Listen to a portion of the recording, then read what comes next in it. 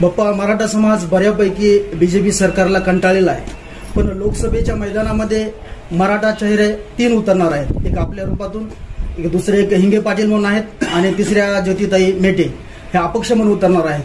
मग मराठा समाजाची गोळाबेरीज कशी लागेल? मला आपण जे सांगताय ते आणखी माहिती.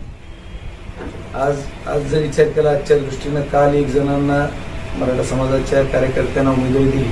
मी पण मराठा आहे, मला दिली. आणखी किती तुम्ही म्हणतात कोण उतरणार ते आणखी काही प्रश्न. काल हिंगे पाटील हो तेच सांगितलं. हिंगे पाटलाच त्यांची एक झाली उमेदवारी जाहीर, माझी एक झाली आणि आता मेटे तयार येणार आहे. आता ते मी नाही सांगू शकणार ना. ते आज आल्या लावून सांगितले, त्यांनी डिक्लेअर केलं. तुम्हाला माहिती असं अधिकृत तर मला नाही सांगता यायचं. आजच्या दृष्टीनं मला माहिती किंवा आणखी कोण येणार. तर ही जातीपातीची निवडणूक नाही, ही निवडणूक विकासाची असली पाहिजे. हा कुठला कॅन्डिडेट कोण दिलाय, कुठला काय. आता तुम्हाला कसं वाटलं म्हणता की मराठा समाज बराच यांच्यावर नाराज आहे आणि ओबीसी समाज, एससी समाज, दलित समाज, कोण त्यांच्या बाजूला, कोणता समाज त्यांच्या बाजूला? भारतीय जनता पार्टीच्या बाजूला कुठला समाज? तुम्हीच सांगितलं पाहिजे कुठला समाज. कारण का आणि का असावा. समाज जातीपातीचं राजकारण नाहीये, समाज कुठला हा विषय नाहीये. विषय विकासाचा पाहिजे. आपल्यासाठी कोण काम करतो, 5 वर्ष निवडून दिल्यानंतर आपल्या गावाला कोण भेट द्यायला येतो. आता काही जणांनी माझ्यावर पण टीका केली की एकदा हरले की पुरा 5 वर्ष आलेच नाहीत. मला हसूच येते. पडलेले उमेदवार 5 वर्ष यायचं, पुढं सत्ता केंद्र सगळेच. मग आमच्या मतदारसंघात आला की माझ्या मतदारसंघात का आला, मग कसं करणार होतो. म्हणजे गेलो एक जणाच्या इथं, तू दुसऱ्या जिल्हाध्यक्ष पद. हे विषय असताना मी जायचं कसं. तरी माझ्या केज तालुक्यातच विधानसभेत सुद्धा 60 सभे होते इकडं. म्हणजे मी आपलं तालुक्यापुरतं लिमिटेड पार्टी, गावापुरतं राहू दिलं नाही मला. झोन बंदी शिक्षकी भाषा सांगितलंय. अशा पद्धतीने फिरायचा विषय नव्हता. पण जी लोकप्रतिनिधी म्हणून ज्यांना निवडून दिलाय, मला लोकप्रतिनिधी म्हणून लोकांनी कुठे निवडून दिले की जिल्हा परिषदेच्या गटात, तरी तालुक्यापुरतं वेगळ्या वेगळ्या पत्नी आहे किंवा मी एक होतो. आमची फॅमिलीची बंधन म्हणून 5 वेळेस निवडणुका ज्या जिंकल्या त्याच्यात 5ही वेळेस वेगळ्या वेगळ्या सर्कलमधून निवडून आलो. त्याच्यामुळे प्रत्येक सर्कलमधून आपली जिम्मेदारी म्हणून मी तालुक्याचं काम केलं आणि येडेश्वरी कारखान्यात मस्त चालवायचं काम करून लोकांना न्याय द्यायचं काम केलं ना. त्याच्यामुळे कुठल्या टोकाला करू. बरं, माझ्याकडे जर मी खासदार झालो असतो, खासदाराचा आभार तरी मानले का झालेले खासदाराने? कधी 15 वर्षात मी बघतोय खासदार झालेला आभार सुद्धा मानलेले मला दिसले नाही. तुम्हाला माहिती, आम्ही पडणार आहे की येणार आहे माहित नव्हतं, पण निवडणूक झाली की आभाराचा दौरा केला पूर्ण, सगळ्या पूर्ण. म्हणजे आष्टी मतदार 6 विधानसभा मतदारसंघात मी 4 गावात का जाऊन मी आभार मानायचं काम केलं. तुम्ही मला मतं दिले त्याबद्दल तुमचे आभार. किती पडणार आहेत मतं, मी निवडून येणार आहे का पराजित होणार आहे का काही माहित नव्हतं, पण आभार मानायचं आपलं काम आहे.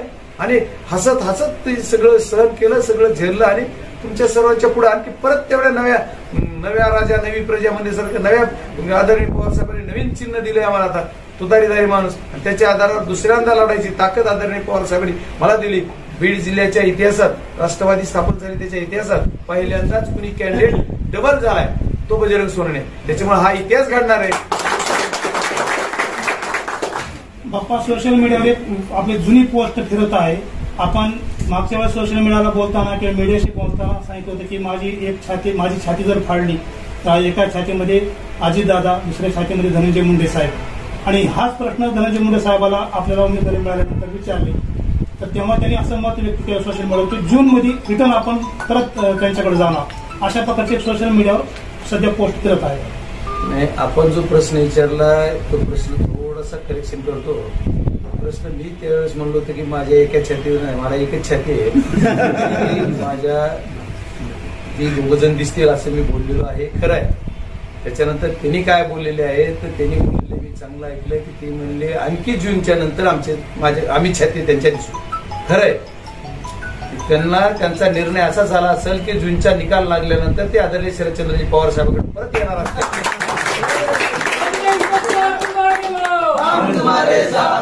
बरोबर आहे. भाजपाचे उमेदवार पंकजाताई मुंडे व प्रीतमताई मुंडे यांच्या माध्यमातून बीड जिल्ह्यामध्ये मोठ्या प्रमाणात विकास केला आणि प्रत्येक गाव पातळीवर विकासाची साधनं उभी केली अशा प्रकारचं सांगितलं जात आहे. परंतु प्रत्येक वेळी प्रचाराच्या दरम्यान पोलीस सुरक्षा, पोलीस बळ घेतल्याशिवाय त्यांना गावामध्ये प्रवेश घेता येत नाही अशी परिस्थिती झाली. मग विकास पुरुषाला संरक्षण घ्यावं लागतंय. ज्यांनी 15 वर्ष एवढा विकास केला त्यांना संरक्षण घ्यावाच लागेल ना. विकासाचे मुद्दे एवढे आहेत की आता आपले विकास सांगा, पोलिसांच्या संरक्षणात सांगावं लागते. मग काय विकास झाला मी कशाला सांगू? तुम्हीच सांगितलं, तुमच्या प्रश्नातच उत्तर आहे. पोलीस बळाचा वापर करीत मराठा समाजाच्या तरुणाला टार्गेट केलं जात आहे सातत्यानं. नाही, माझा मीडियाशी मागे बोलताना पण मी सांगितलं की अशा पद्धतीचं राजकारण महाराष्ट्रात चालू आहे. ते अतिशय गलिच्छ पद्धतीचे एक विशिष्ट समाजाच्या लोकांवर गुन्हे दाखल होतात, विशिष्ट समाजाला प्रत्येक वेळेस लाठीचार्ज केला जातो. काय कारण आहे? तरी एखादा समाजात एखादं सामूहिक कार्य आहे, तिथं जर कुणी म्हणत असेल की तुम्ही येऊ नका, मला एक ठिकाणी सांगितलं की तुम्ही यायचं नाही, तर मी नाही गेलो पावनधामलाच. कशाला त्याला विशिष्ट पावनधामला महाराज म्हणले किंवा असं काही तरुणांचं म्हणणं आहे की तर राजकीय मंडळींना बोलवू नका. तर मी म्हणलं ठीक आहे महाराज, मी नाही येत, मी तर त्याचा ट्रस्टीचा भाग आहे तिथं, कारण ती माझ्या होम पीचला आहे आणि मी तिथं जसं ती पावनधाम आणि कारखाना माझा दोन्हीची उभारणी आम्ही पॅरलल करत होतो. कारखान्याची माझी जी वाईस चेअरमन होते आदरणीय कल्याणदादा शिंगारे, ते तिकडेही बघायचे इकडेही बघायचे.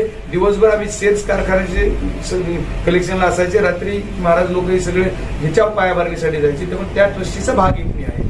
तरी पण मला महाराजांनी सांगितल्यानंतर की असं राजकीय मंडळी, तरी सर्वांनाच, मलाच नाही, जे कोणी राजकीय मंडळी त्यांना सर्वांना निरोप दिला होता की बाबा तुम्ही अशी परिस्थिती इथं आहे की तुम्ही सर्वजण म्हणतात की राजकीय मंडळीला बोलवू नका. मग हे जर कुणी निरोप दिला असेल तर आम्ही तिथे जाऊन विनाकारण लाठीचार्ज करून लोकांवर गुन्हे दाखल करायचे आणि याच्यासाठीच जायचं का? मग तुम्ही मंत्री नाही, तुम्ही आता आमदार नाहीत, खासदार नाहीत, तरी तुम्ही एवढं पोलीस फोर्स घेऊन तिथं काय करा?